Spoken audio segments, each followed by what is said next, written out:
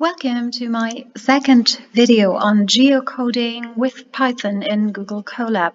So people who have attended my workshops before know that I like using Google Colab because it is very easy to use for people who don't have Python installed on their computers or have machines with limited storage, etc. So this is why I do recommend it for certain trials. However, also the important disclaimer that if you're working with highly sensitive data like customer data, etc., you should not run code in Google Colab at all because it's proprietary and it's much more recommended to host Python yourself or use a university provided Jupyter notebook for this purpose. In my workshops, however, usually we do have a lot of very simple spatial data that are not sensitive at all. So for this purpose, it's fine to work with Google Colab. If you have seen the first video, you may know that I recommend creating a folder just for working with Colab on the top level of your Google Drive and then putting scripts as well as all kinds of input data you might want to use in there. And a sample I was given by a colleague that I would also like to use for the second video is African cultural institutions, a short Excel table. So I'll copy the name.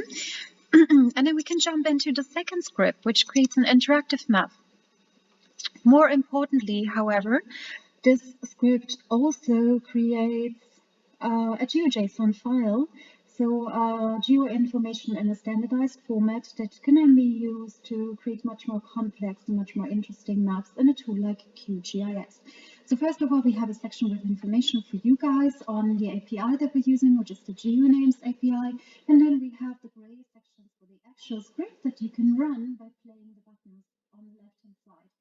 And it is very important to do it one after the other and wait for each section to be finished, otherwise you're messing up the script. Also, if you find a mistake in your data and want to change the input data in the background, please go back and run the script from top again, because there will be a mismatch between the information that the script got earlier and like what's available now. So first of all, we mount the script, which means that we connect Colab to your drive. This can take a while. Usually half a minute. And then you need to give permission for Google to run. Scroll down, click on your account, click allow, and then we should be there.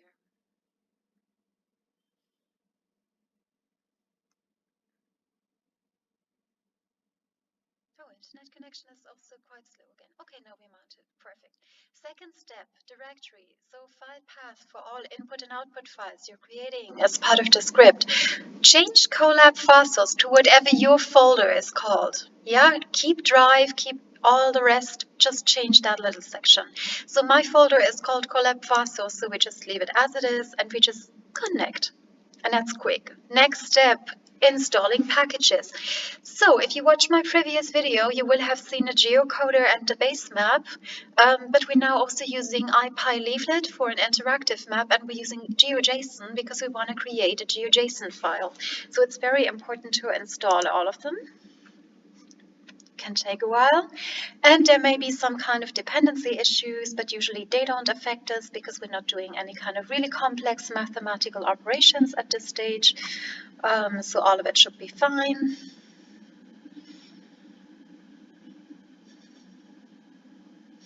Give it some time to load.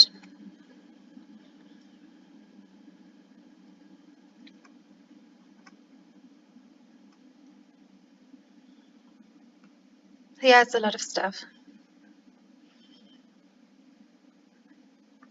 Okay, green button, 35 seconds, we're ready, good to go. The next step is that we want to read your data. And as I said in my previous tutorial, there's basically 3 ways for inputting data I'm offering you.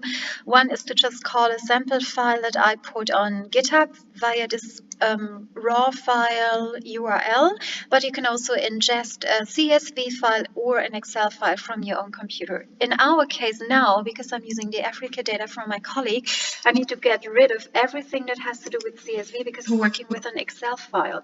So by adding a hashtag, you deactivate code, and by deleting a hashtag, you activate it. And the lines that have 2 hashtags in my code are usually the ones where I'm just giving you some extra information that's not relevant for the code at all, just human information, so to say. So the line that tells us how to access an Excel file is here. So we need to have an init file in XLSX format, and we need to change the name to African Cultural Institutions. And then down here, same story. We need to read the Excel file and we need to display it as a magic table. Okay, so I just save the code in case my computer crashes, and then we run this section. And here we are. We got the table with the input information and magic stick, as I mentioned earlier. You can just open it to navigate, and you have a filter where you can just like search for something like Nigeria, and you already have an option to explore your data. Okay, but that's not the main aspect while we're doing this coding. Now, we want to geocode the addresses. As we can see in the table here, we have basically 4 options. We can go for the place name, which is essentially an institution. For a country, a city, or an address. Country isn't so very interesting, I suppose, because all of them are in Africa, so I think we could go to city level. The address, of course, would be most interesting, but I have doubts that Geonames can handle this. An input information like this is very good for using the Google API. So Google API can handle a lot of more complex spatial information separated by commas. With Geonames, I wasn't so very lucky. I also have doubts they can find the institutions because they're really just like a place name gazetteer, so to say. So let's go for the city. Instead of place, we have to add city because this is what we want to geocode in this case. And don't forget to insert your API key. If you're using mine for Geonames, then you might easily run into an error because if everybody does that and I'm calling more than 1,000 or so requests per day, it just stops. If you use Google, then you also have to keep in mind that they're charging you once you go over a certain limit. So yeah, make a wise choice when to geocode and be responsible with your data usage.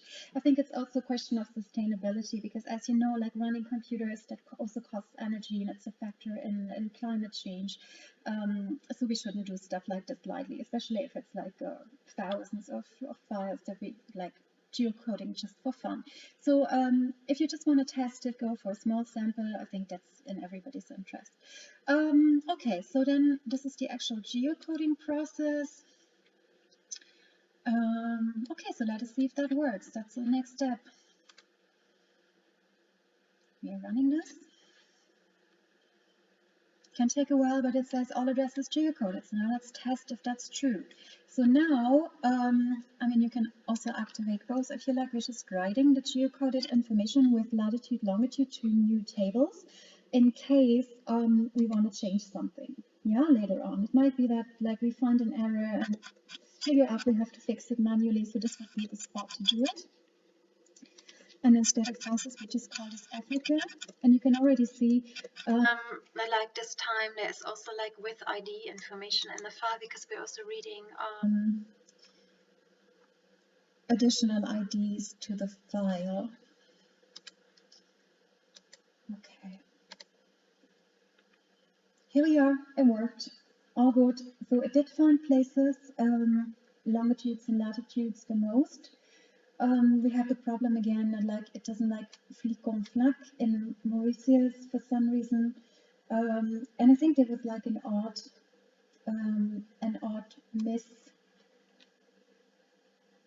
misplacing of a place in Burkina Faso as Benin, and I have no idea why that is. It might be that it didn't really recognize this as an empty string and thought it was a place or something, so it's a bit strange, but yeah, that happens. Otherwise it all looks good. So this is the official Geonames ID that it has also been assigned, which is quite nice to later on make data interoperable on the internet. And we also have the official Geonames address that it connected with whatever information we gave it. So you can also see spelling differences, of course, because I think this is like a German spelling of the root, but we have here something like that. Although it seems to be the same place. So let's see if that works out. Oh my god, energy saver turned on. What is that? Okay. me a second to connect my computer.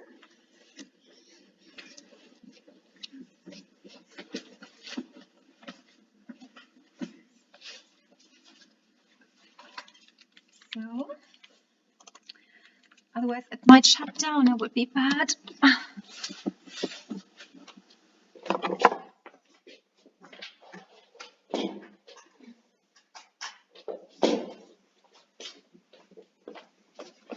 Okay.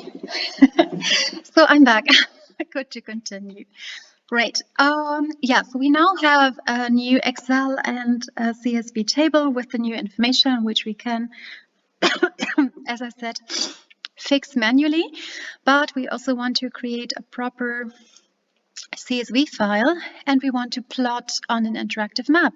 So this is the next section. So down here is the new output CSV file, and instead of fast source GeoJSON, I just call this like Africa GeoJSON. Other than that, we don't need to change anything, I think, because it calls the addresses directly from the data frame that we created. So data frame is basically a virtual table. So let's see if that works. There's an error notification. Oh, sorry, I made a mistake. We have to change the place again. So where is it? Oh yeah, here. So it's not called place, it's called city. So that can happen, but of course you just go back and fix it, make sure everything's the same. So as I said, make sure that your column with place names is selected. And now it's working, great. So we should now have this new Africa GeoJSON file on the Google Drive. You can check. Yeah, here it is, Africa GeoJSON. And if I open it in a notepad, for example, this app can run on your computer, okay. Let's use TextPad. We can see that we have a properly framed GeoJSON with like a feature collection and features. So that's what any computer basically can understand. And yeah, nice to input into a tool like GeoJSON. But now we also want to plot the information on a map again. So here we are. But to load the data, we are now using the Africa GeoJSON file. Okay, so that's a double check that it has been created. And now we're plotting, and it's a lot more complicated now because we are creating an interactive map, so we need a lot more packages, IPy leaflet in particular. And here the map itself is defined, so it does have a center and a zoom level, etc. All of this can be tweaked, and then we're plotting the actual information. So let's see if that works. Here we are. This is our map. And of course, like I centered it more or less on Northern Europe because that's an area that I work on a lot. So it's not quite comfortable for you if your focus is on Africa, because then you have the places here. And then we can see we have this odd outlier again in South America, which is most likely a geocoding error. So I think you can also just, like, if you want, just zoom in to check out where it is and why it might have been mislocated. But I don't believe there's even any city near it. It looks like it's really in the middle of nowhere. I mean, this is where the roads end, so yeah, and now we have actually exceeded the zoom level of the background map. So yeah, I don't know why it happened, but it's definitely a mistake in this case. But yeah, as I also mentioned when we were looking at the static map, it's a help to get a general insight in your data and identify stuff that might be off. Okay. So next step. This is something I just wanted to trial because it's not yet finished. Here again, I need to change place to city. Yeah, this is an attempt of mine to not only display these blue place dots, but also add labels. As you can see, the code for that is more complicated, and I also need to read the individual feature names from the file. So these are the different place names, but unfortunately they're not coming up in the actual label yet. So I can create labels on clicking. That is working, but I have not yet managed to input the name. I think for checking the validity of geodata, that would be a nice feature that I will try to add. And as soon as I find out how to do it, I will do another video and share it with you. So for now, unfortunately, you have to stick with the blue dots alone. Or alternatively, you can just use the data in GeoJSON format, put it into a tool like put it in a tool like QGIS, and then display the names of the places there. So that could also be a way to explore whether you're happy with the geocoding or whether it needs some manual corrections. Okay, so you will hear from me again soon with some updates and hopefully some more videos on how to work with maps in Python and QGIS.